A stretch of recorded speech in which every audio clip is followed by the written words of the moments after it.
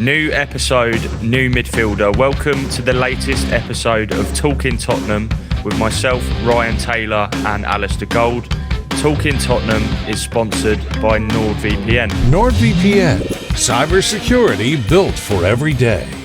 Ali, if all goes to plan, not one, but two shiny new arrivals for Tottenham. I think the key words there, if all goes to plan. we've been Tottenham fans.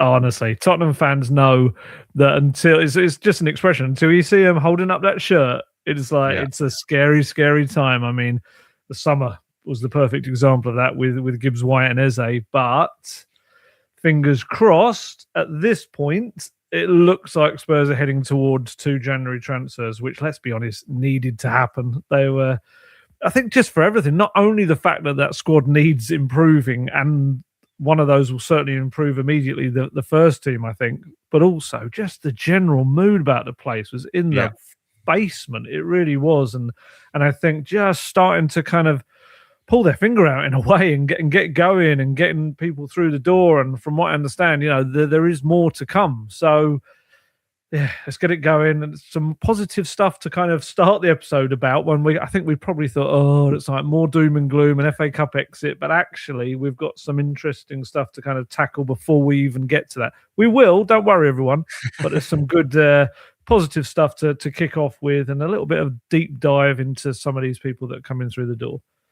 Yeah, no, you're absolutely right, Ali. It's funny because we were speaking sort of yesterday afternoon and we said you wouldn't be surprised if something just pops out the woodwork. But to be fair, our head of football.london, Matt Maltby, our boss, a big shout out to him because he was actually the first to sort of break the advances that were sort of happening behind the scenes. I think on Sunday evening it was, or maybe Monday morning, but basically that Spurs were kind of stepping up their interest, and obviously it was kind of well documented that Aston Villa were very much hot in pursuit of Conor Gallagher. Much like Spurs, they had interest in the summer of 2024 when a deal didn't quite happen for Unai Emery's side. But of course, Spurs pounced and last night or yesterday afternoon managed to agree a deal which will see Gallagher return to the Premier League. Of course, a former Chelsea player, but set to sign a 5.5-year contract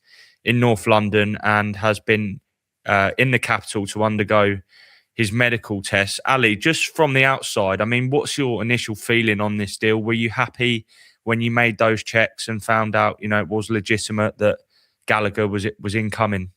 Yeah, well, first off, as you say, massive praise to Matt for getting in there on Sunday. He started to get info about it and we kind of discussed it. And obviously from the background, if anyone's not aware, that Conor Gallagher was a player that Ange Postecoglou was desperate for. He really, really wanted him last summer, and made a kind of not last summer, summer before, wasn't it? God, it feels like that's how time has flown. He kind of privately was really pushing to try and get that out. It's just one of those where, whether it was the fact that it's Spurs and Chelsea at that point trying to do a deal, it's far more difficult.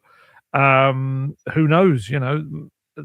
Daniel Levy in charge, was that more difficult to do deals with Chelsea because of things that happened in the past? Who knows?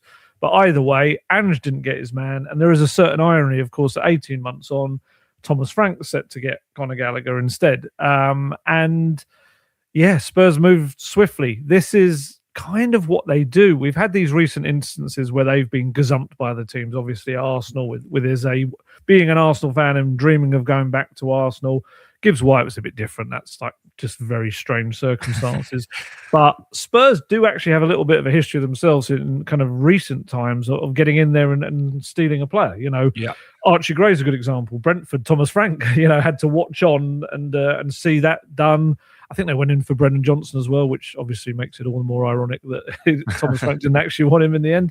And they've come in, and it's one of those where I think there's some aren't happy with it. Some are happy with this deal in terms of the fans. But actually, I'd also look at the fact that Aston Villa, they're getting such huge praise, and rightly so, for their performances. Unai Emery getting huge praise for everything he's done. They wanted Conor Gallagher. I think that tells you a lot about how good Conor Gallagher is and the level they see him fitting into as a player. in the midfield of a team that they third place in the league right now, looking for Champions League football, got European football as well. This isn't someone that is just going to come in as a maybe he'll improve stuff. He's going to improve stuff. And Spurs being a long-term target, as soon as they kind of found out what was happening, and I think they just sensed their opening, got in there, and especially after Rodrigo Bentancur's injury and the subsequent surgery, which we'll talk about in a little bit, it's a bit of a no-brainer, especially at a price, what was it, 34.6.5 million, 40 million euros. That's nothing nowadays, is it, in the modern market? No, for a 25-year-old still yet to approach his prime, international player with Champions League pedigree, played for 3 other clubs in the Premier League, in Chelsea, Palace and West Brom. So, that's it. I think, do you think this was a signing that might have potentially happened in the summer and they've maybe brought it forward? Or do you just think it was a kind of one of those opportunities that they felt was just right for this window in particular? Yeah, I mean, we kind of spoke before I think the window even opened, and I was writing pieces about it, that a midfielder was on their list of potential ones, potential things to go for. And obviously, as we said, the Bentancur thing made it an absolute priority. So it may well have been that they thought, for the long term as well as the short term, let's go for Conor Gallagher. And they were just kind of keeping clubs often, and I know people hate this expression, but clubs do monitor what's happening with certain players, and sometimes they'll look and see if another club is starting to get somewhere in negotiations, and then they'll come in a bit sneakily, but there's nothing wrong with it, and saying, look, well, we'll offer you a little bit more, which seems to be the case of what they've done here over Villa, and offered that little bit more to get the deal done. But also Conor Gallagher, maybe there's historic interest there from when Spurs previously tried to get him, that he was keen to come back to London as well, and I know that's another aspect of it. Because I think a lot of Villa fans, understandably, very angry that he's not gone there, and trying to look for reasons, saying it's a lack of ambition, things like that. I mean, obviously, Spurs have got to make sure that he is playing in the Champions League when he's able to, when the knockout stages start. So you could say, well, at least he's playing Champions League football, and maybe it's just a long-term view that for many, many years, certainly in recent times, I think Villa have only finished above Spurs for just like a handful of times in the last 20 years or so. I don't think it's a lot, to be fair. So perhaps there's a feeling that if Emery were to leave Villa, maybe they're not going to be as high up, whereas Spurs, maybe they can only get better. I mean, it certainly feels like they can only get better right now. So, there's two sides. I mean, what do you think of him as a player? I have to be honest, and I don't want to sort of pour negativity on the signing, because I think you're absolutely right. Here he comes, stamping all over the transfer straight away. No. Well, I think what you said at the start of the video was spot on, that at this moment in time, what a new signing can do just for the general mood around the place, around the training ground, in the stands. I think this signing could prove to be a masterstroke, because really Gallagher is someone that embodies that kind of spirit and that sort of fight. He's got a great attitude. He's hungry. I mean, he's got a point to prove, in the sense that I don't think he's been included in any of Thomas Tuchel's recent England squads, despite going to the last 2 major tournaments with England. But I remember when he played for England at Euro 2024 against Slovenia, and he started, and there was kind of real frustration with his kind of technical limitations, because what I would say about Gallagher is his best attributes are probably his physical attributes. So obviously he covers a lot of ground. He's a relentless runner and presser. There was a clip actually I saw on Twitter this morning of him in stoppage time for Atletico smashing into 2 tackles against Bilbao when Atletico were 1-0 up, and Simeone was revving up the crowd. And he kind of embodies that kind of warrior sort of profile, and I think Spurs really need that. And that's not to do a disservice to his technical ability, because at Chelsea he actually scored some brilliant goals. I remember a last-minute winner against Crystal Palace under Graham Potter, a perler against Aston Villa in the FA Cup, I believe, for Chelsea under Pochettino, who, of course, you've quoted, but has had some real sort of positive things to say about Gallagher during their time at Chelsea together. So I just feel like my only sort of concern is looking at Tottenham's midfield options. He's not really too different to what they already have. I think he's a little bit similar to Archie Gray. I would say that Gallagher is definitely more attacking. But in terms of sort of showing for the ball and sort of that energy in midfield, Polinia is obviously a natural ball winner, whereas Gallagher's more box-to-box kind of style. But sometimes I just feel like Spurs sort of lack that sort of technical whiz in midfield that can sort of get the ball into the final third quickly and create things from a slightly deeper position. But I think overall, I think the fee is not to be sniffed at. Yeah. For what you're getting with the purchase, I think it's a good deal for Spurs. I really do. Yeah. Well, what I would say to that is I think he's, if you want a slightly more progressive, real leader type to go into the middle of the pitch, I think that's mainly what he's going to be right now. And I'll explain exactly why I mean that is. And also it's worth noting that the Thomas Frank game really relies on aggressive pressing from the front in all areas of the pitch. And he's going to bring that. And everyone raves about his mentality and everything. He's going to be in there. He's going to be quite a big voice in that dressing room from the off, really. He's going to know some of the players. And very quickly, because it'll go out of my mind, on you saying it will lift kind of people around the club and dressing room, I know it's such a silly little thing, but I noticed that when Fabrizio Romano did his Instagram post, you had the likes of Van der Ven, Vicario liked it, Dragusin liked it. I didn't kind of check back on it, but there's some big names there immediately saying yes, kind of thing. That's what we want to see. They kind of respect what he is, and also I think if people expect him just kind of be a bit of a bog standard midfielder, then I think they are going to be surprised by him. I think he is a bit of an all rounder. Obviously, he's got the ferocious levels of energy and aggression and stuff, and winning the ball back on the pitch, but he does create openings for others. I was looking up his stats, and in the 23-24 season at Chelsea, he created 53 chances for his teammates, which was the 10th highest number in the Premier League list of midfielders that season. That's a surprising figure for Gallagher, really, isn't it? Yeah, well, if you look at the people above him in that list as well, a lot of them are like proper playmaker midfielders and attacking, exactly, 10s. So he is someone that is going to kind of get things moving. And I looked up another thing to look at in terms of the context within the options that Thomas Frank has right now. So Conor Gallagher's got 68 goal involvements in 289 games, which is it's reasonable for a central midfielder, not an attacking midfielder. Yeah. But put that into context with the others. Bentancur, 44 goal involvements in 388 games. So another 100 games and he's got 24 less. 24 fewer. João Paulinho, only 35 goal involvements in 373 games. Yves Bissouma, 17 goal involvements. I know he's probably not going to play again. Even if you take the younger, I don't know, they're so much earlier in their careers, but Sarr, Gray, Bergvall, put them all together and you've only got 58 goal involvements in total across their entire fledgling, admittedly young careers. And half of that total comes from like Swedish League and Swedish Cup games for Bergvall against in the Cup, some lower league teams. So he is a step up, Conor Gallagher, in terms of getting the ball around that goal, creating chances, scoring goals himself. He's not going to be expected to be the main playmaker. He's going to be the guy working hard alongside someone like Xavi, like Kulusevski when he comes back, like James Maddison.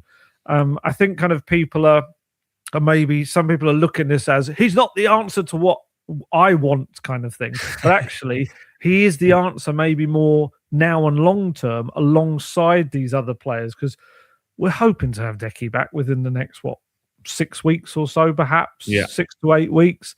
Maddison obviously will be back at the towards the end of the season, hopefully.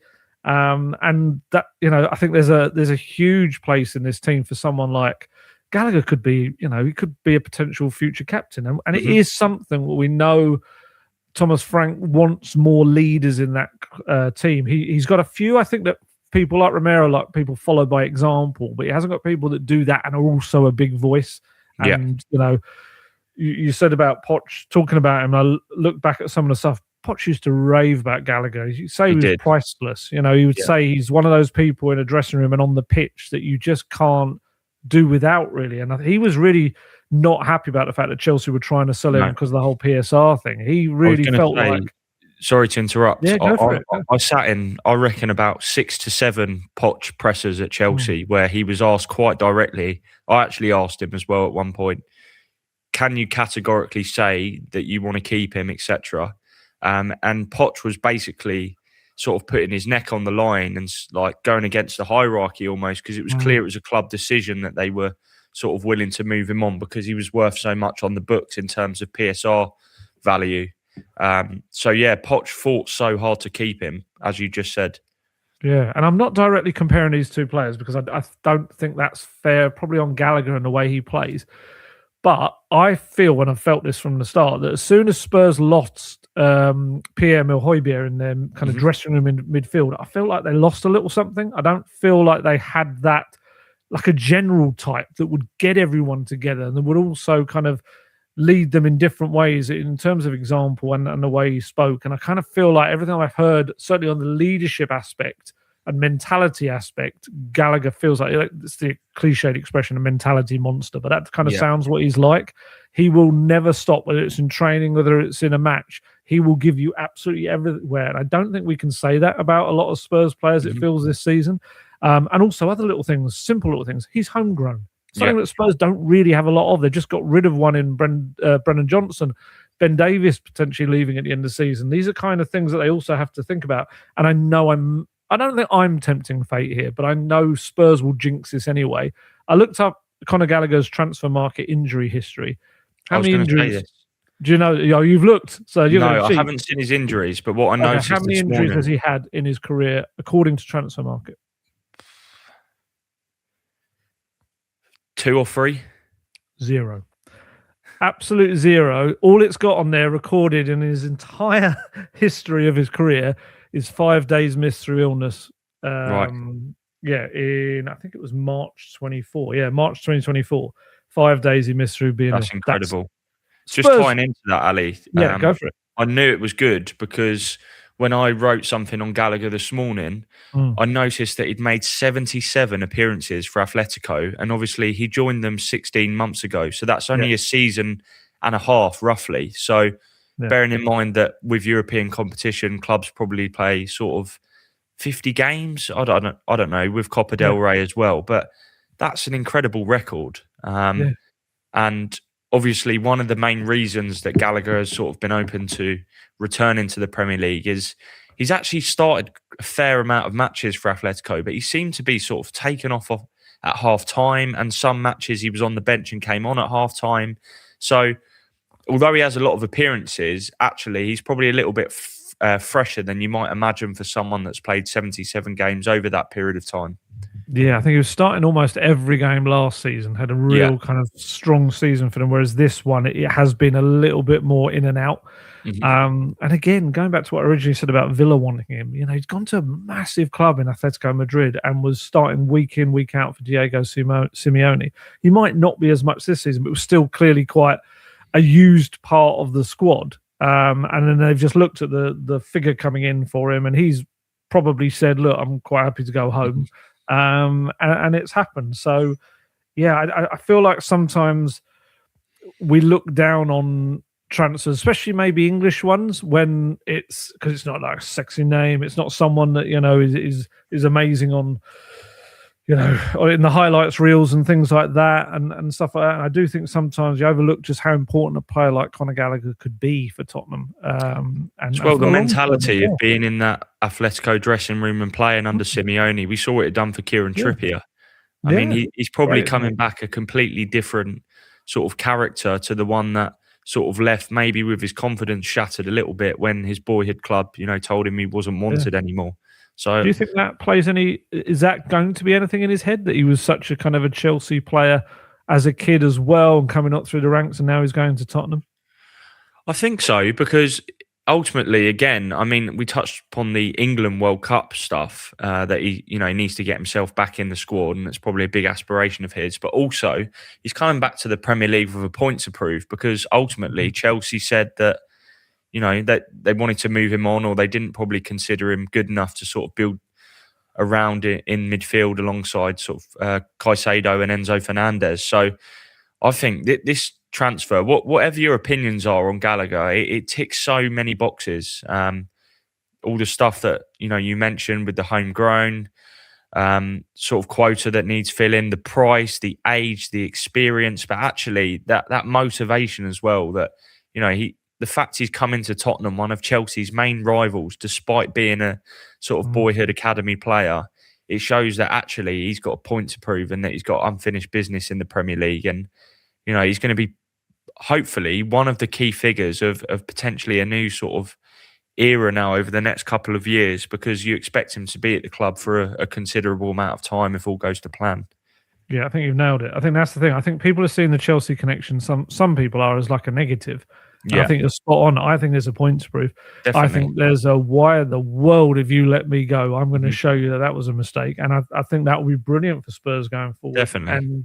And yeah, I think he's going to be quite a popular kind of person in that dressing room. And I don't think, like you say, with his experience of recent years, I don't think he's going to accept any mediocrity or just any kind of dropping of heads or standards and then everything. And I think he's the kind of, from every manager that's spoken about him, he's exactly the player you want in your team. And just because he picks everyone up and drives them on, and Spurs desperately need that. I think the whole club needs people like that. Definitely. And he actually captained Chelsea a fair bit in that final season, because Thiago Silva was the... I went Thiago and Reece. I think Thiago, was it Thiago Silva? Was the captain? Both, wasn't it? Certainly Reece Nelson as well was he the next in line? I remember just reading when I was doing my research, Poch saying something about Reece Nelson being out and Conor Gallagher stepping in. Reece Nelson is the Arsenal winger, isn't he? Oh God, my head's gone. Reece, who am I thinking of? Reece James. Reece James. I don't want to say Reece Nelson. What? that is a combination of two London rival players. Yes. Reece James, sorry. No, you're right, 100%. And that's why it felt so weird. I mean, I'm sure you were there as well, Ali. I was wondering why you looked so confused. Now I know. It's because it's coming out with utter rubbish. It's because you're very rarely wrong, mate. I was thinking I must have forgotten something. But the game I'm talking about was the end of Ange's first season, I believe, and it was a midweek game between Spurs and Chelsea. Yeah. And there was the Gallagher big tifo before the game. Yeah. It was like, he's the poster boy of Cobham or something like that. And it was like, they did not want him to go, did they? They didn't want him to go. And I actually remember that, there was still a fair amount of people like Chelsea fans that were sort of not sold on him. But I think the general feeling it was a terrible look to be selling someone that knows the club inside out. And actually his performances that season were really good, playing sort of further forward, and he could also play as sort of a deeper Lion 8. But although I did just say that, I find him a little bit limiting, like technically in terms of getting forward. I mean, I shouldn't really forget that my standout memories of him in that final season at Chelsea were arriving sort of in the box and sort of being in the mix. You mentioned those chances created. So I just think at the price, as I said, I think this is a really great sign-in for Spurs. And I don't think opportunities like this sort of come around too often, in the sense that actually getting him for probably a little bit cheaper maybe, or a similar price to the one that he was available for 18 months ago. Yeah, I think it's less. Yeah, I think it is less, isn't it? It's about 3-4 million less, I think. Which seems weird, given that, he's not going to have got any worse, is he? No, absolutely not. And people might be wondering... actually, no. Let's talk about Souza first as well, because we can combine the two here. Yeah. But in the terms of the timeline, it looks like we're going to get Conor Gallagher, not Reece Nelson, doing his medical today. He should. I mean, you'd hope either that's tied up tonight or as an announcement in the morning. Then I think Souza, who obviously we're also awaiting at Tottenham, £13 million move from Santos. That will be a couple of days on, because I don't believe that he's arriving in the UK until later tomorrow on Wednesday, which potentially pushes back the medical maybe till Thursday. Mm-hmm. So either that gets tied up on Thursday or Friday. What I would say, there's probably less rush with him in terms of with Conor Gallagher. He's a player that, as long as there's no, ironically, it would be massively ironic if there's some kind of little niggle or knock he's got right now, but he can come straight in there. Probably starts, doesn't he, against West Ham? I think they've got to get done by midday Friday. Yeah, midday Friday. should hopefully, fingers crossed, without any issues, be done well ahead of that, and he'll be able to come in and play. With Souza, it's a little bit different anyway, because first off, you've got to wait for a work permit, which is never a speedy thing. Second off, he's going to be coming out of a period where I think the Brazilian league finished just over a month ago. So Souza is not going to be kind of ready to hit the ground running. From what I understand, I think he's been doing some fitness work and stuff like that, because there was a potential of him getting a move.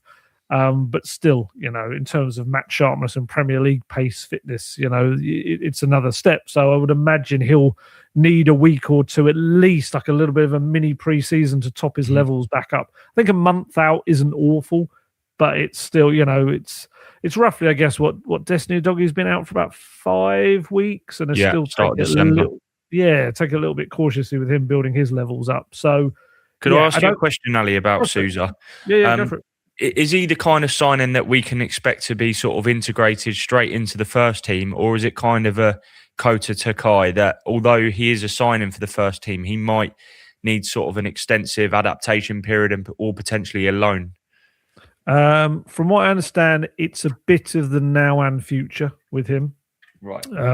It's interesting, actually, because we've had Thomas Frank talking a few times about the short-term solutions have to be the long-term solutions in transfer window. Both of these players are an example of that. Conor Gallagher even more so is like ready to hit the ground running, but also 25 years, I think he's 26 next month. Long-term, could potentially be a Spurs player for years to come if all goes well.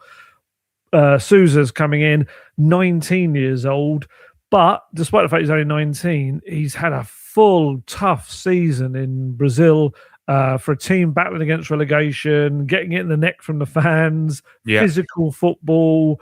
That is the one thing about South American football, is it's quite fast and physical as well. I'm not saying it's Premier League kind of quality or pace or anything like that, but it is probably, let's be honest, maybe not as big of a jump from La Liga, let's say, where it's a slower kind of more technical game. You say that, but Ali, I mean, Wolves, just off the top of my head, João Gomez, Andre, players that have come straight from sort of Flamengo, clubs like that, and sort of gone straight in and have done well. So I'd agree with what you're saying. I think it is actually quite not a bad one to transition from. And obviously playing with Neymar as well.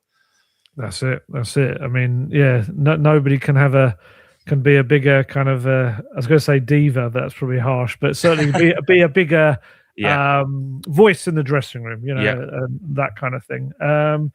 Exactly. And I was trying to think, probably that and maybe the Bundesliga are two of the better ones that kind of transitioning into the Premier League, perhaps. I was going to say the Argentinian league, but Alejo Velis didn't really kind of make the transition, so he kind of ruined that point for me.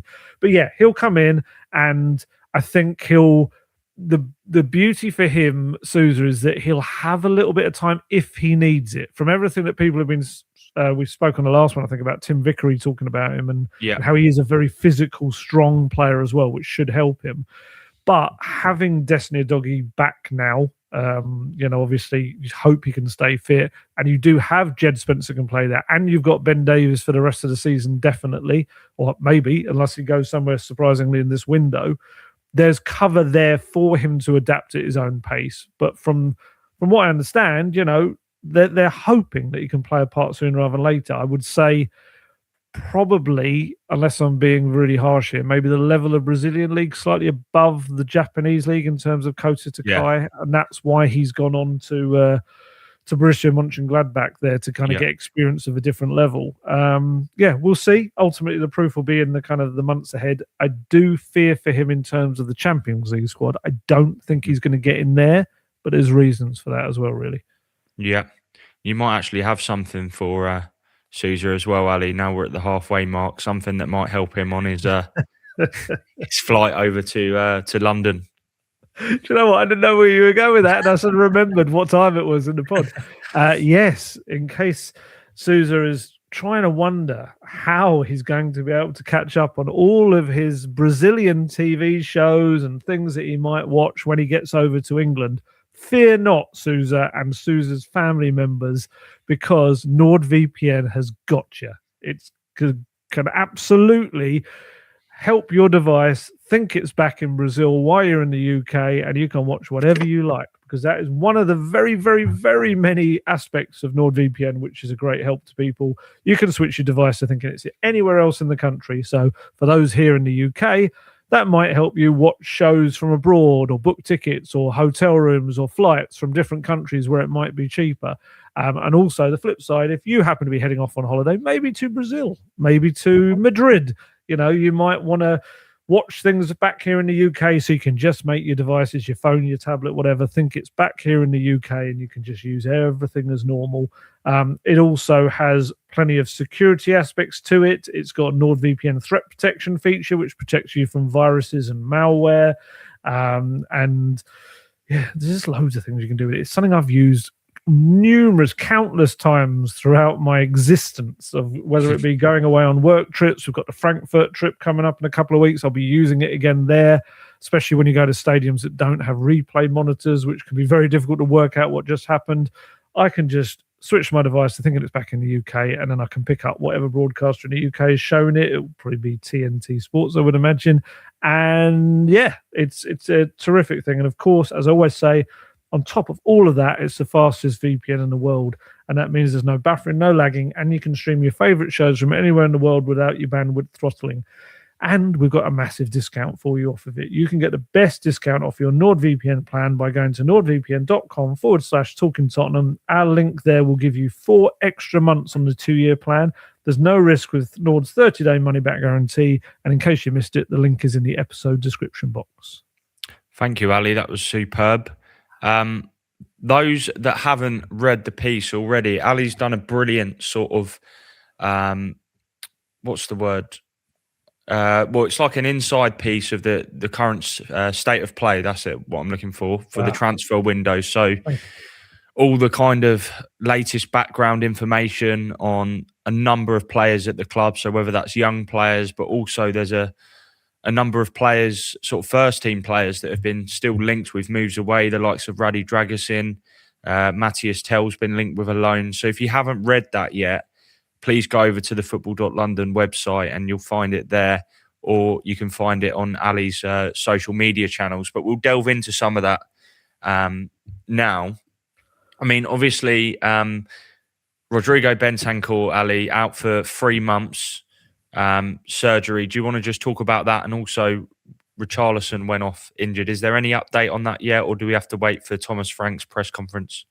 Yeah, I wonder if we're going to have to wait for him. I know there's kind of he was having some calf issues over recent years, I think, Richarlison, which they kind of felt between Spurs and the Brazilian national team. I think they were starting to get to the bottom of it. And unfortunately, yes, he pulled up against Villa. Was about half an hour in, which is it's rubbish, quite frankly, to see, because he was starting to get a bit of a head of steam going, and he was contributing as well. Yeah. I wouldn't say he was consistently being terrific, but he was doing kind of aspects of what he needed to do.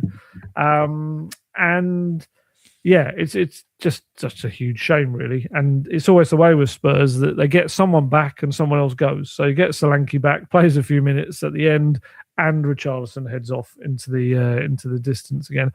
Yeah, we'll get an update on that. It's one of those where it'll either come through Thomas Frank at Thursday's press conference, or something will come out in Brazil. I'm hoping, fingers crossed, that if nothing's come out of Brazil yet, that normally means it's not horrendous. But I'm not stating that's definitely the case. But I mean, it's a bit like with the Bentancur stuff that kind of initially came out, didn't it, in South America? Yeah. Because obviously agents over there are more likely to talk to their local media, and things come out quickly that was a bad one, a 3-month one on the hamstring, and surgery required, which he had today, I think it was, and has all been successful. Yeah, we'll find out on Richarlison. It's just a nightmare to have Bentancur and Kudus, 2 kind of key players in the squad, not going to be available until at least April. It's just madness. Yeah. With the transfer stuff, let's start up the pitch, at the top of the pitch. Let's go with the goalkeepers. Sorry, the back of the pitch, technically, you could call it. Because you've been doing a little bits and pieces on Anton and Kinsky. What do you reckon is going to happen there? Well, from what I understand, I think it's unlikely he actually leaves Spurs on loan this month, despite strong interest. I think, obviously, while it would be beneficial for Kinsky to play regularly maybe elsewhere and sort of get some more minutes under his belt, I think ultimately Tottenham are short between the sticks at the moment, although there's goalkeepers from the under 21s and under 18s that could probably supplement the first team. Last year, I think they had 5 senior goalkeepers, whereas this year, sort of, if Kinsky was to head out, it would only be Brandon Austin, really, from a senior perspective. So a number of clubs have been interested, though, too, from the Premier League. West Ham and Wolves both keen on a loan. I've been told Freiburg have held discussions as well, but couldn't get a deal agreed. Auxerre from the French League and Besiktas as well, who have looked at Philip Jorgensen as well from Chelsea, but have had the same problem.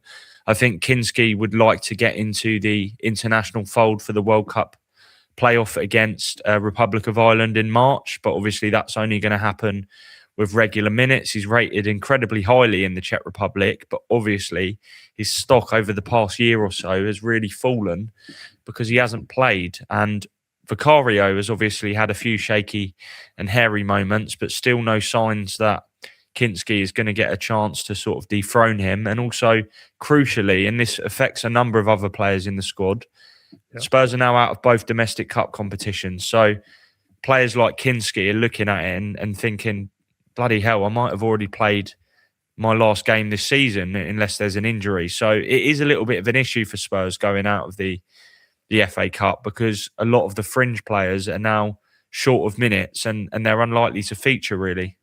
I'm not sure what the check is for bloody hell, but I'm sure it was something along those lines that he came out with. Yeah, it is. He's in that unfortunate situation where he does have a lack of fixtures ahead now, unless, like last season, Vicario does pick up an injury. The other thing I would say about Kinsky, and I know it's difficult to come in without any rhythm and just hit the ground running. Yeah, I don't feel like when he has come in, other than ironically when he first arrived at the club, but maybe that was because he was match sharp from playing games for Slavia, that said, this is it. This is my kind of shirt to take, really. I don't think he's put his mark down to grab the gloves, as it were, off of Guillermo Vicario. Yeah. So, I think that's maybe an aspect of it for Thomas Frank, that he's not thinking, well, you probably haven't quite done enough. And obviously we don't know how he looks on the training pitches as well. That's another thing. But yeah, you were spot on at the start about the cover as well. Brandon Austin has played a couple of games now for Spurs, but he's not experienced cover. Yeah. Fraser Forster obviously is headed off, and who's he just signed for? He's just signed for someone. Bournemouth, that's it. So Alfie Whiteman as well. Alfie Whiteman's headed off. Obviously, he'd only played a handful of minutes for Spurs. So I think if you were going to lose Kinsky, the only way you could do it would be to bring in an experienced stopper out there. Who knows? Towards the end of the month, if Kinsky kind of kicks up a fuss, maybe they say, all right, well, there's that 36-year-old keeper out there that we can bring in on a short-term deal. Fair enough. Because totally the whole World Cup angle to it and everything, I get that. But it is a bit risky at the moment. It is. Number of other players, Ali, as well. I know you said about going from back to front. Obviously, Dragusin, it seems like a never-ending saga, really, but kind of similar situation. He's not going to get too much football. He needs to play to sort of build up his knee again following a 10-month layoff. Where are we at with him? And then moving forward, there's a few other bits as well that you've got on some of the younger players. Yeah. I mean, I think because we can kind of pass over fullbacks at the moment, as long as Souza gets done, because I think that's hopefully that's kind of that little set of fullbacks are all sorted as well for now anyway, and maybe for the long term. But yeah, Dragusin, exactly the same issues in terms of when's he going to play right now, because probably not going to be in a Champions League squad. I don't think they can probably put him in there when you look at the numbers. By the way, we've kind of, I'm not going to subject everyone to the whole Champions League numbers thing right now. What's best for that, I think, is have a look on the website. I did a big explainer piece on it. In short, they're still absolutely stuffed. They've still got to fit 27 players into 21 spaces. And yes, the decisions are going to be made over like Kudus, Bentancur. Do you take them out of the Champions League squad? You might have to, I suppose. But then you could potentially have a miracle run and get further in the competition, then they're not available. But for Dragusin, I don't see him getting back in there right now unless something changes, which means barring injuries, and yes, Romero and Van der Ven last season did have problems, when's he going to get into that team? Doesn't feel like right now he's going to get the chances. We've had his very talkative agent continuing to talk as he does, and talking about Spurs making a decision this week about it. He actually said in his latest quotes, "I'd like to avoid talking," which I found quite ironic because I don't think I've ever heard an agent talk as much in the media. Speaks more than Radu, doesn't he? Oh, he really does. And Roma obviously are the team that won him. Spurs already knocked back ahead of that FA Cup game against Villa a loan move to from Roma for him. Has that changed since that? We'll see in the coming days. Now that they're out of the FA Cup and now there are so few fixtures. I mean, do you think it's enough cover really to have Romero, Van der Ven, Danso, Davis, Gray at a push? Yeah, I mean, we did talk about it in the previous pod. They were looking at a centre back if another one went, but to lose Takai and him, yeah, I mean, I think what they have to weigh up is probably the financials. I mean, in my opinion, I think it's clear Dragusin is probably not going to be a long-term option at Spurs. I think even if he doesn't go now, I think he'd probably go in the summer. But he might actually suit Thomas Frank. That's the weird thing. We haven't seen it. I know, that's what's strange. I think, again, something we've mentioned before, but the issue for any central defender coming to Tottenham is that you're just not going to play because Mickey and Kuti have locked that position down. They're among the best probably partnership in the world, even though they probably don't keep anywhere near enough clean sheets. So that's the issue. From what I've been reading from some of the Italian reports, it looks like Spurs would push to maybe include an obligation if those reports are correct, which you could see because an option, I never think those deals sort of work for anyone because ultimately what happens is the player's value goes down. They've lost another year or so off their contract. So I think if Spurs can get a good deal now, maybe, just maybe, it might be worth running that risk till the end of the season. But again, it's young players as well. Vuskovic, Janai Byfield, Hardy coming through. Yeah, Takai obviously as well, who you know is meant to be a really good prospect. I like what I've seen of him from the clips I saw of him in the J League. But you're right. I think it is probably going to give him something to consider. And if the player wants to go, I think ultimately you can't blame him because he's not going to be playing. So he's just going to be sitting around. And maybe Spurs might be able to get Roma to pay a large percentage of his wages and you save a bit of funds. I don't know how much would be saved, but yeah, I mean, it's a difficult one. I think it's one of them that I wouldn't be surprised to, for you to maybe learn in the next couple of days that one's going to go through. Could be. I think personally, I'd probably leave it till the summer, but I'd also understand why, if the offer was too good, you'd kind of maybe try to make do. Especially even being out Johnson one, it's just proof, isn't it, that sometimes these things blow up in your face and you think, oh God. Just a bit. It would be classic Spurs, wouldn't it? To sell him or loan him out with an obligation, or even just loan him out and immediately Romero or Van der Ven gets an injury. Exactly. Moving into midfield, just before we head on to the youngsters, what else do you think they need in the midfield? It's difficult. I mean, you do have to factor in that obviously James Maddison and Kulusevski are now a little bit closer to, obviously, Decky closer than Madders. But, I mean, it was great to see the clip of James Maddison on the training pitch kind of chopping with the ball. Van der Ven shirt. Yep. Van der Vaart shirt, wasn't it? What am I? Honestly, my surnames right now, I'm having a mare today. To be fair, mate, you've written... I know how much stuff you've been writing over the past couple of days, so I'll give you some leeway. But yeah, it was great to see Madders sort of back on the training pitch, even though we know he's a long way off, but it's positive. Obviously, we hope Decky's back sort of in the next month or so.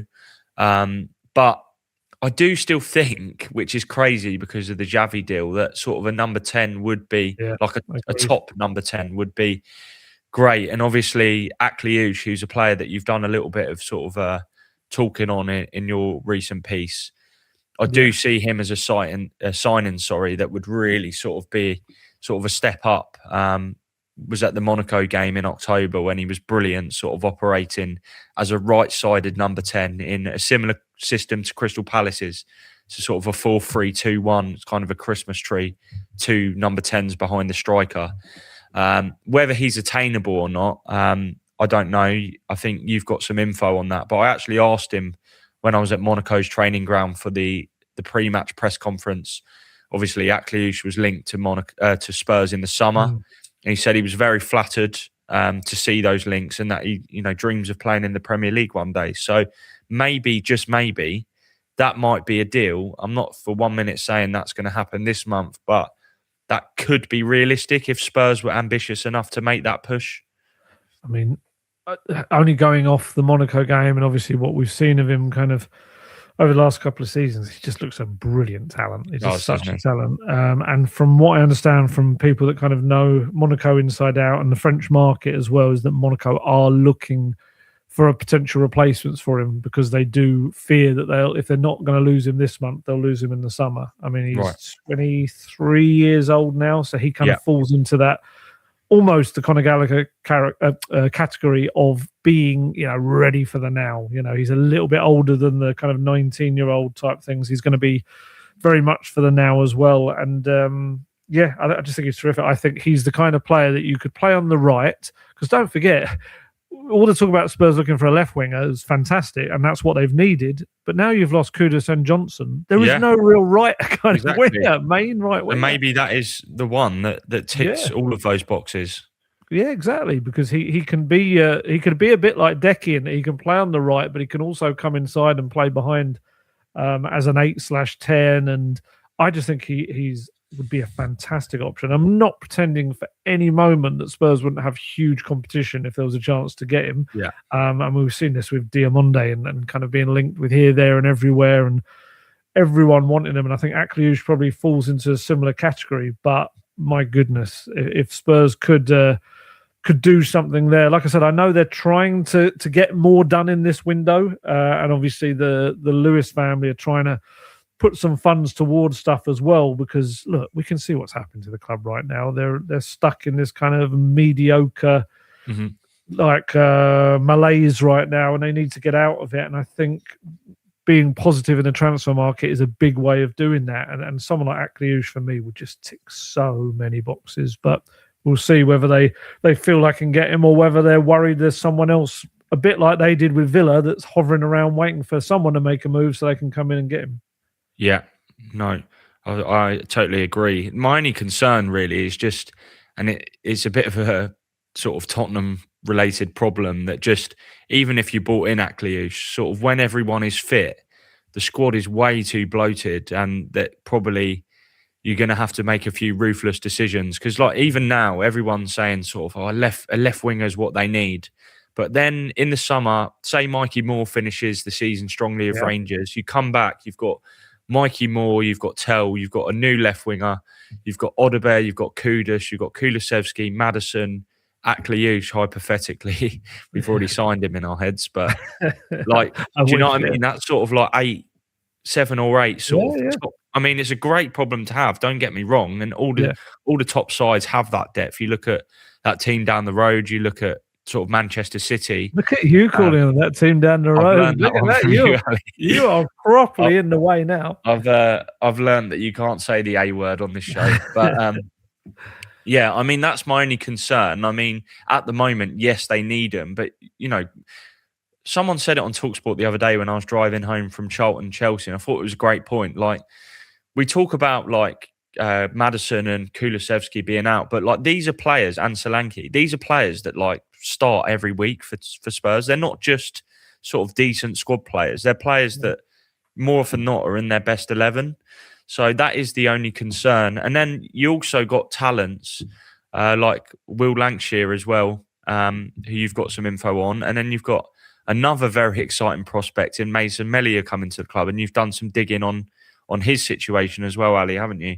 That segue was beautiful. I have to absolutely say, I didn't know how we were going to get back to the youth. I was worried that I'd kind of pushed it all to the side, and you brilliantly brought it back round. Yeah, so there's a ton actually of interest in young players, and I mean, just in terms of potential transfers, Will Lancashire, Spurs really happy with how he's going this season. He's at Oxford United. He's having a real kind of one of those seasons of development where, a bit like we were talking with Souza at Santos, in terms of it's a tough grind of a season. Oxford batting away at the bottom of the Championship, and Will Lancashire is learning loads. And from what I understand, they've had a few bids this month for him, permanent bids as well, which they've knocked back because they believe that, you know what, might be developing into something here. And and this is the problem, isn't it? You can't just keep developing players and then just letting them go for minimal fees, or even just not giving them a chance in the first team. So I think they've been really impressed with Will and what he's doing there. Obviously, been joined by Jamie Donnelly now, which I think Jamie got concussion the other day in the game, so he's just a really unfortunate start to his Oxford time. But he knows exactly what Will Lancashire does on a football pitch. He knows his runs, he knows everything. So if anyone's going to provide him with the bullets to fire, it's going to be Jamie. And I think there's a bit of growing excitement, hopefully, about what Will Lancashire is going to become. It might be that it's not next season for Spurs. It may be it takes another step to a higher level. Someone like Conor Gallagher is a great example of sometimes you've got to go to maybe a Premier League team on loan, and that kind of sets you up, or even a top championship team that are expecting to get promoted. So keep an eye on Will Lancashire, is doing really well. Another player out on loan, Alfie Devine, who has been at Preston. He is flying right now. He's absolutely smashing it there. They actually do have an option to sign him, if I remember from the original agreement. So there's that. But also, from what I understand, there's been interest in him from Premier League and Championship teams, both on permanent and loan deals, if I remember correctly. So keep an eye on what happens to Alfie Devine. Really gutted that he hasn't really had a chance at Spurs, because I think he's going to be a hell of a player. And I've just got this feeling he's going to be a Premier League player. It's a bit like Josh Keeley, who they let go in the summer. I think they're two that we're going to see in the Premier League. But yes, another big star you also mentioned in the making, hopefully, is Mason. I feel like it's Mason Melia, but I haven't had confirmation. Like, even people in Spurs have said, we haven't actually asked him yet on that. So I'm waiting to get Tottenham's thing on this. If you're wondering why you haven't seen Mason, I'm going to call him Mason, it's easier, in any like videos and bits and pieces as of yet, it's because he's got a little minor back issue. And I'm being told the exact terminology was very minor. And it's something that he was carrying for the last few months at St. Patrick's Athletic. And they've just said to him, look, there's no point coming in and continuing to play with a sore back or anything. Let's get it sorted out, get yourself kind of settled in the club, and then you can really hit the ground running. Again, another player with loads of experience despite his age. He's only turned 18 not that long ago. He's played 98 senior matches already, which is crazy. 33 goal involvements as well. So, yeah, he'll be one, I think. They're just waiting to see, get his back right next couple of weeks or so, get him out there on the training pitches, work out whether he's going to be under 21s or first team, or even whether he, as well, is another that heads out on a loan just for the rest of the season, just to get more exposure to first team football in English football, or whether there is a foreign move, because we've seen people like Troy Parrott head off and do incredibly well abroad. And yeah, he's going to be another exciting one to watch. This is the thing. It's so kind of, it's this vicious circle of, we talk about transfers, we want people to come into the door, but exactly like you said, there's so many young players coming through that we want to see develop. Mikey Moore is a great example. He scored an Old Firm derby. He's starting to really come on now at Rangers. These players also need to have a pathway, but they're at a club that has no patience. That's the problem. And also the fans and media as well. We're all kind of guilty of it. It's very difficult to balance all the need for all of that, but it just feels like other clubs seem to be better at that pathway. I agree. And I think obviously another thing to throw into the mix as well is that Fabio is off Paratici, and he is in charge of the loans and pathways. I think that's his responsibility, or it's part of it. Andy Scolding's like the loans manager. I've got a fancy title. I can't remember what it is, but I think Paratici also helps set them up, the loans. But what I would say about Spurs is it was certainly noticeable for me at the start of the month how many of these loans were probably already sort of lined up ahead of the window. Jan Min-hyuk is one example that basically recalled from Portsmouth because he wasn't playing, but then straight out to Championship leaders Coventry. So I think I really have to say I'll take great interest in sort of the youth players at Spurs, and just how even the Melia stuff that you've got, and the Will Lancashire info. I think it's all really interesting. It ties into the wider picture of the first team. So although you might say Spurs have a lot of these players that they sort of juggle and sort of may mismanage at times in terms of finding the right moment to sort of integrate them, I think there's so much talent, and it does excite me that Spurs do actually put a lot of effort and detail into kind of their youth strategy and recruitment. Just moving on quickly, Ali, before we go.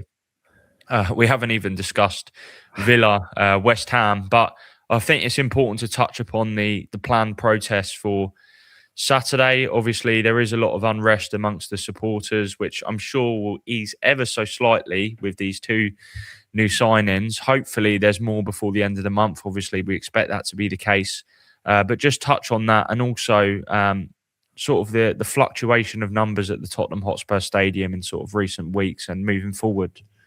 Yeah, look, I get it. I get the frustration 100%. I felt it myself watching the game, like watching the Spurs kind of exit another cup, especially in a season when the Spurs fans have been told, it's been declared and promised in a way to them, we have to compete in all competitions. And already they find themselves pretty much, let's be honest, barring a miracle in the Champions League, it's kind of season over in terms of getting any form of silverware.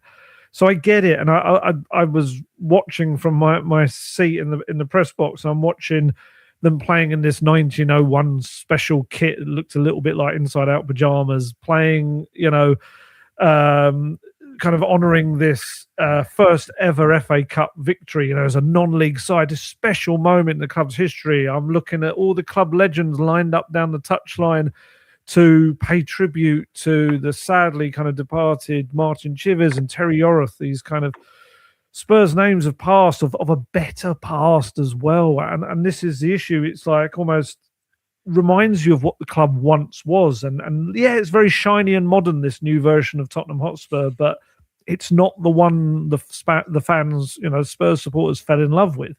And I think that's the issue, is trying to get them back to the club they want to be. They want to be thrilled. They want opponents to come to their home and be like fearing what's to come as soon as they walk out onto that pitch. And I guess most of all, just want to win football matches as well. And I think Spurs can be a lot better version of what they currently are now. And I think that's where this disgruntlement comes from. And yes, we've had the Tottenham Hotspur Supporters Trust have kind of made contact with the club and spoken to senior representatives kind of around the top echelons of the club and trying to get just some sense of a semblance of a plan and what's going forward, what's happening kind of thing. And then we've got Change for Tottenham that are trying to organise a protest for ahead of the West Ham game. I think maybe at 2:00. I think it's all kind of starting that as well.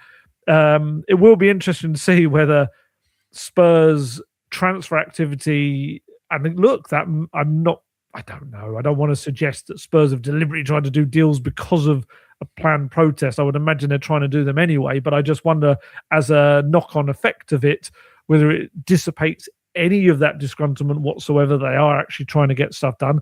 Don't get me wrong, I think a lot more still has to be done. This football club is, it's a bit of a mess right now. It's not where they want it to be by any stretch of the imagination. Thomas Frank himself has said it's not a short-term fix. It's going to be something that's going to be worked on for quite a while. And I do think people also underestimate what's happened within that football club. You've had figureheads in especially Daniel Levy, making a club that really kind of ran through him. Everything, all the big decisions came through this one person mainly, with a couple of kind of people around him that had been there for many years. That's all been ripped out, and suddenly we've had, I think it's around 13 changes of head of departments and everything, and everyone's a bit like, oh crikey, what do we like? Almost like, how does this work? How do we've got to communicate with you? We've got to figure this out. What happens here? And there's so much, I guess, on Vinay Venkatesham as the CEO to try and tie all of these loose threads together and actually make a club that is run in this different kind of new modern way, rather than all going through certainly one person. I think that's going to take time as well, and you're going to have mistakes made. You're going to have just like hiccups along the way as well. So while I'm also quite critical of the way the club is right now, and I think that is a part and parcel of what's happened over the last, I don't know, more than half a decade or so, maybe even decades, you could argue. I do think they're going through this very tough period of trying to figure out exactly how to do things and what they want to be. But yeah, attendances, you're quite right. The attendance the other day was 57,718, which for an FA Cup game, on a Saturday, wasn't particularly late. Was it 5:45 kickoff? Yeah. That should be a sellout. And I looked at the website actually during the game, and it was asking people, almost pleading, oh, we've got Man City and Newcastle home games coming up. Buy your tickets. It's on general sale. Secure up to 4 seats with a flame emoji. And you're kind of thinking, what? Why is a club like Tottenham Hotspur having to ask people, if you want, you can have 4 tickets. Please come, kind of thing. It is madness. And it is kind of systematic or symptomatic of what's gone on at the club and the apathy that has grown around the fans. I know so many Spurs fans. I've spoken to them kind of just out and about who are like, yeah, I didn't even watch the game. And that's about various games. Because they're just like, well, not watching it on telly, or they're not using their ticket to go to a game. They're trying to sell it and stuff like that. And some people don't even bother trying to sell it because they don't think someone will buy it. And that's crazy. So wrong. Sad. It's mad. Absolutely mad. And that is what's happened to the football club. And so I understand the disgruntlement. Yeah. And Spurs need to be so much better. They really do. Mm-hmm. Yeah, no, I think perfectly analysed, Ali. And I think it's 2 things, isn't it, in terms of the sort of unrest. And we talk about the protests, and we sort of loosely said there that, you know, with a few sign-ins and that mood kind of lifts a little bit, but it's also results. And ultimately the results on the pitch is what, you know, if Spurs were to win 3 in a row and, you know, they say they sign an attacker, then all of a sudden, you know, it's a drastic shift. And I think ultimately fans just want to see ambition, and they want to see a team that they can relate to and be proud of, and that they go to work in the morning and they're excited about getting home and watching their team later. And I think everything's become a chore at the moment. I mean, the season itself has felt such a slog. I actually am looking forward to the return of the Champions League matches coming up against Dortmund and Frankfurt, because I think those could actually lift. With Gallagher coming in as well, I think it could be a real sort of mood lifter, just something to aim for, and just to be ambitious against, you know, Dortmund, who are, you know, a European heavyweight, really. But West Ham on Saturday, just before we go, Ali, obviously West Ham fighting for their lives down at the bottom, but did win in the FA Cup at QPR. Do you think the team will benefit from the fact that this is that rare midweek off? Obviously, touchwood, Gallagher is through the door. He lifts the place. I hope so. There's no other way to do it. I hope so. No. I do think these are 2 key games, the next 2 Premier League games. You know, West Spurs Ham were brilliant last year against West Ham at home, weren't they? When Mo Kudus lost his head. Yeah, capable of those performances.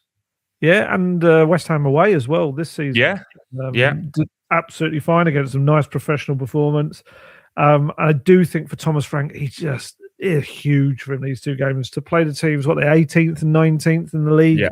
I think you've got to get results. You've got to win a home derby against West Ham as well. And I'm sure that the kind of the free week of preparation should help them. I think only going off of social media, it looks like, I don't know if it was all of them or some players got a couple of days off, judging by some of the, not that I'm stalking or anything, but, you know, it is our job to keep an eye on what they're posting publicly. And certainly it looked like a couple of them were able to head off to various places not too far away. So, I think Gallagher will definitely be a lift. And who knows, you never know. They might kind of accelerate to try and get someone else in ahead of that. But you would think that you get Gallagher through the door. You've got Xavi kind of fresh, and Romero's back, isn't he, from his suspension. We're waiting to find out exactly what's going to happen, I think, with João Paulino, whether there's any more afters of what happened after the Villa game. And if anyone's wondering why we're not really talking about the Villa game, there wasn't much to it. That's the kind of problem with it. It was a game where I wouldn't say that Spurs desperately deserved to get anything out of it. It was a better second half, and that was a bad hit, really, without absolutely raining chances down upon the Villa goal. So, there's far more interesting things to talk about that. But, so what do you think team-wise? What would you say for West Ham? It's hard, isn't it? Because obviously the injuries do have a big sort of impact on, particularly obviously Bentancur's been a staple. I know it was the Bournemouth match he got injured, but he has been sort of a key figure over the past sort of 6 weeks or so. Well, since the start of the season, really. And there was a little spell where Pellegrini came back in. It depends on whether Gallagher is deemed ready to start. I think I would like to see him start just because I think a new signing always lifts the stadium and the atmosphere. There's intrigue there. I think the team really picks itself. The only sort of question marks really are whether, well, the front line. I mean, I take it Solanke is probably nowhere near ready to start. He needs to be shocked if he's ready to start. Yeah, he needs to be eased back in, and then obviously we'll wait to hear more on Richarlison. I think Tel and Odebear are again two positives that I would like to see continue building around. I know there's been this stuff on Tel, and like I don't know whether it's the agent sort of putting the feelers out to basically put a bit of pressure on Spurs to make sure he starts more. And I saw some reports from Sky Germany that Tel was supposedly frustrated that he's not played more as a central striker. I think the left wing is his best position. I don't think he's an out-and-out 9. He's more of a... Not yet, especially, yeah. No, he might be a second striker, sort of just off the striker, but I prefer him from that left, and I think he's been effective. So I'd go with them two on the wing, Tel and Odebear, and then obviously a lot of it's sort of fitness related, really. But Kolo Muani, I'd have no qualms with him starting as the 9. I thought he had a great spell, sort of October, November time, and then obviously Richarlison sort of reclaimed that spot. And obviously we'll wait to hear more on Bergvall. But Xabi should be a shoo-in, really, as the 10. Is that kind of how you see it? I mean, Spurs don't really have too much choice at the moment, do they? No, I mean, bring our boots Saturday. Yeah, I can't see beyond that front four that you've said, really, that can be anyone else, unless Richarlison just wasn't as bad as they thought or seemed in the moment. But we'll see. I mean, it means your bench is light. You've got Solanke on there as, I mean, what did he play? About 10 minutes or so. Something maybe like you can get him up to possibly 20 minutes, half an hour at a push next time. But Ali, I've said it for weeks. Now is the time to blood some of these young players in, because when the fan base is in the sort of the atmosphere of it as it is, they want something that's going to sort of bring them back in, suck them back in. And if you've got a young player like Luca Williams-Barnett, I know he's sort of had a bit of a fitness issue I've been reading recently. But some of these younger players, I mean, immediately you're dragged back in and do you know what I mean? Imagine a goal from a young player or something like that. It would really sort of captivate and lift the place. So I think why not throw him on for 20 minutes at the end? I mean, these two games in the Premier League are surely perfect opposition. Yeah, I think you're right. I think we saw last season, it was only Europa League, but they played against Elfsborg. Exactly. I mean, only Europa League. I know they won it. I mean, it was only a kind of a group stage game in the Europa League. But to have all three score, Ajayi, Scarlett and Moore, and it was just a huge kind of moment. And also, really, that night should have been a sour night because of Dragusin's injury. But actually, I remember, I wasn't there, but I remember that game for that reasons that you just said. Yeah, it does. It connects everyone. Exactly. And I think they're going to have to, because I can't really see what else they do unless they have an incredible last couple of days this week, bring in another player. It's going to be bare bones in terms of being able to change the game offensively, which is not great. But yeah, I'd imagine midfield, probably as long as there's nothing else comes for Paulinho, you go for Paulinho and Gallagher in there. I think maybe, because you've got to have Xavi sitting ahead, aren't you? That is my slight concern with Gallagher comes in, that maybe it's going to affect Gray's minutes, which would frustrate me a little bit. I know what you mean, but I think he will be in the Champions League squad. So I think there's going to be a game every 3-4 days or so still coming up in terms of the Champions League stuff. So, and I've said it enough times, I think Archie's going to be absolutely class. So I think there will be times, we could see, who knows, the future of the midfield could be Gray, Gallagher and Bergvall. It could be. We don't know if Paulinho's staying beyond the end of this season kind of thing at the moment. And Sarr, we forget about Sarr to come back in as well. And I don't think Basuma will, but Sarr definitely, is going to come back and play a big part in things. So I do think the midfield options are looking much stronger and healthy now. It's just, it's unfortunately, they got centre backs at the moment. They got full backs.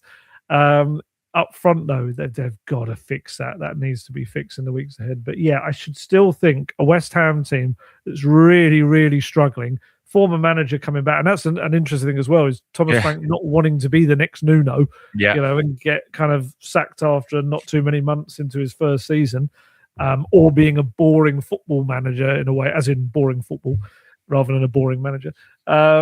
It's just a huge game. There's so many narratives to it, and I'm very happy that both of us will be there covering it on Saturday.